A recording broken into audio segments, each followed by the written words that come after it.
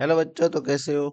बच्चों, आज की वीडियो में शुरू करेंगे कक्षा 3 गणित की कार्य पुस्तिका कार्यपत्रक 22 और 23 और 24 को हल। तो देखिए बच्चों, पहला प्रश्न कार्यपत्रक 22 का। निम्नलिखित ठोस वस्तुओं का अनुरेखण ट्रेसिंग करने पर कौन सी आकृति बनेगी, मिलान कीजिए। ये परिवेशी वस्तु दे रखी है, बीच में अनुरेखण से बनने वाली उनसे बनने वाली आकृतियां दे रखी है, फिर उसकी विशेषताएं दे रखी है। ठीक है, तो सबसे पहले देखिए विशेषताएं पढ़ते हैं कि मेरे शून्य कोने हैं, मेरी शून्य भुजाएं हैं और मुझे गोल घेरे के नाम से पुकारते हैं। तो गोल घेरा देखो बच्चों, यही है आकृति। कौन सी गोल घेरे वाली? ये हो गई। और गोल घेरे की आकृति कहाँ से बनती है? देखो, ये कंगन है, ये भी गोल है। फिर एक मेरे तीन कोने हैं और मेरी तीन भुजाएं हैं और मुझे त्रिकोणा कहते हैं। तो तीन भुजाएं वाले त्रिभुज होता है और ये अपन देखो इससे बनती है। ठीक है, फिर एक मेरे चार कोने हैं और मेरी चार भुजाएं हैं, मुझे चौकोर के नाम से पुकारते हैं। तो चौकोर से कौन सा हो जाएगा बच्चों? आयत। और ये अपने इस कैसे बनेगी। फिर देखिए अगला प्रश्न, प्रश्न संख्या 2। चित्र में बनी हुई आकृति को गिनकर दी गई तालिका में भरिए। सबसे पहले देखिए त्रिभुज, त्रिभुज छह तय, छह की छह खड़ी लाइन होगी और उसकी संख्या हो गई 6। और इसके बाद में बच्चों है आयत। कौन से चौकोर आकृति है उसको गिनना है। तो गिनिए चौकोर आकृति।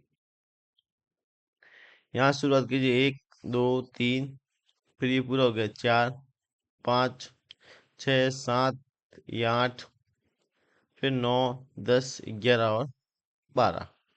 ठीक है, ये हो गया बच्चों 12। ठीक है, फिर ये वर्ग गिनिए लाल रंग के अंदर, 1 और 2, ये वर्ग हो गए। फिर गोले, गोले कितने बच्चों? देखो, एक ये पूरा हो गया 1, फिर 2 और 3, 2 और 3, फिर 4 5 6 7 और 8। गोले हो गए 8। गोले कितने हो गए? 8 हो गए। यहाँ पे बच्चों देखिए कि जो ये हमने आकृति की है, चौकोर आकृति 12 गिनी है। वापिस गिन लीजिए एक बार, 1 2 3, ये हो गए 4 5 6 7 8 9 10 11 12। 12 के अंदर तो अपने कलर भरा हुआ है, लेकिन एक ये रही आकृति। तो ये 13 आकृति हो जाएगी। कितनी हो जाएगी? 13।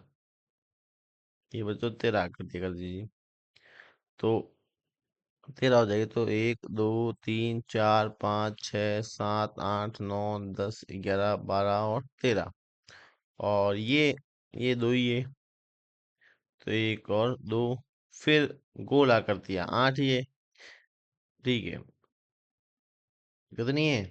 8।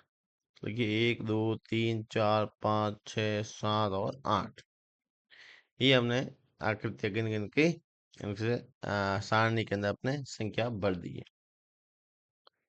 फिर देखिए कार्यपत्रक 23, पैटर्न को पहचान कर आगे बढ़ाइए। पैटर्न देखिए, सबसे पहले पहली आकृति कैसी है? टी है, फिर उल्टा टी, फिर सीधा टी, वापस उल्टा टी। तो वापस सीधा टी हो जाएगा और लास्ट में वापस उल्टा टी। फिर देखिए दो लाइनें हैं, फिर गोल घेरा है, फिर दो लाइनें, फिर एक गोल घेरा है, फिर दो लाइन आ जाएगी और गोल घेरा आ जाएगा। फिर एक त्रिभुज है, गोल घेरा है, त्रिभुज है, गोल घेरा है। तो बना जी त्रिभुज और गोल घेरा। फिर देखिए एक तीर ऊपर है, दो तीर नीचे, फिर तीन तीर ऊपर, तो चार तीर नीचे। अब तो पांच तीर ऊपर जाएंगी। कितने तीर? पांच। एक दो तीन चार और पांच। अब छह नीचे आ जाएंगे। एक दो तीन चार पाँच और छः। फिर देखिए संख्या 1 3 5 और 7 विषम संख्याएं चल रही बच्चों। तो 7 के बाद में कौन सी आएगी? 9। 9 के बाद में आ जाएगी 11।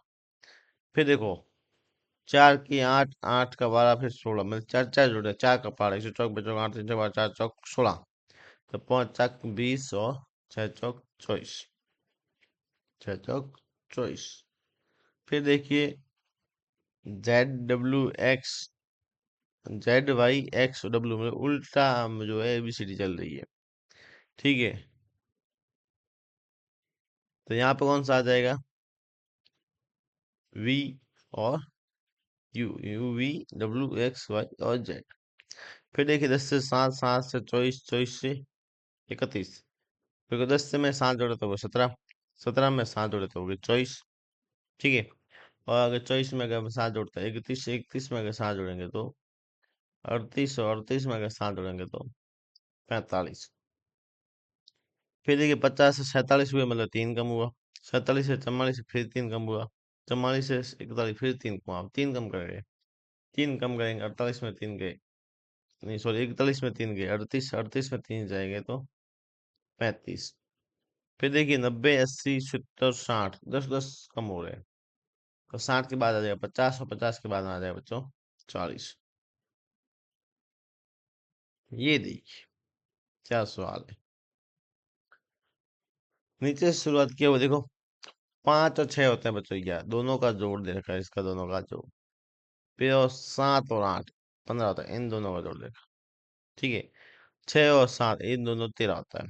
फिर 11 और 13 हो गए 24, 13 और 15 हो गए 28, फिर दोनों को जोड़ के लिखा हुआ है 52। इसी तरह ये भी करेंगे, 6 और 8 हो गए 14। ठीक है, 8 और 10 हो गए बच्चों 18, और 10 और 12 हो गए बच्चों 22। 22 हो गए। फिर ये देखिए 18 और 22 कितने होते हैं? 18 और 22 हो जाएंगे बच्चों 40, और ये हो जाएंगे कितना? 18, और ये हो जाएंगे 32, और 40 और 32 हो जाएंगे बच्चों 72। इनको देखिए, देखो 9 आया है, 6 और कोई संख्या का योग 9 आया है, तो 6 और 3 9 होते हम जानते हैं। फिर देखो 4 और किसी संख्या का योग 7 है, तो 4 और 3 7 होते हैं। ठीक है, उसके बाद 4 और 6 ये हो जाएंगे बच्चों 10। अब 7 और 10 हो जाएंगे 17, और 7 और 9 हो जाएंगे 19। ठीक है, और 17 और 19 हो जाएंगे बच्चों 36। कितने हो जाएंगे? 36। फिर ये देखिए 1 और 3 हो जाएंगे बच्चों 4, 3 और 5 बच्चों हो जाएंगे 8, और 5 और 7 12 हिज। तो 4 और 8 हो जाएंगे बच्चों 12, और 8 और 12 हो जाएंगे बच्चों 20, और 20 और 12 हो जाते हैं 32। फिर देखिए 2 और 3 हो जाते हैं बच्चों 5, 3 और 9 हो जाएंगे 12, 9 और 5 बच्चों हो जाएंगे कितने? 14। फिर 5 और 12 हो जाते हैं 17, और 12 और हो जाएंगे ये कितने? 26। फिर इनको गिन लीजिए कितने हो जाएंगे, ये हो जाते हैं अपने बच्चों 43। 17 और 26 कितने हो जाएंगे? 43। फिर देखो 5 और 6 बचा हो जाता है 11। 9 और 1 होते हैं 10, और 1 और 5 हो जाएंगे बच्चों 6। तो 10 और 6 हो गए 16, और 6 और 11 बचे हो जाते हैं 17, और 16 और 17 हो जाएंगे बच्चों 33। फिर देखिए अगला कार्यपत्रक, कार्यपत्रक 24। कार्यपत्रक 24। खेल के कालांश में शिक्षक ने श्याम पट्ट पर कुछ खेलों के नाम लिखकर प्रत्येक विद्यार्थी से अपनी पसंद के खेल के सामने सही का चिन्ह लगाने के लिए कहा। निम्नानुसार आंकड़े प्राप्त हुए। तालिका की पूर्ति करके नीचे दिए गए प्रश्नों के उत्तर दीजिए। सबसे पहले क्रिकेट, कितने बच्चों का प्रिय खेल है? देखिए 1 2 3 4 5 6 और 7, 7 बच्चों का। बैडमिंटन 1 2 3 4 और 5। कबड्डी 1 2 3 4 5 6 7 8 और 9, 9 बच्चों का है। खो खो 1 2 3 4 5 6 7 8 9 10 और 11, 11 बच्चों का क्या है? खो खो पसंद है।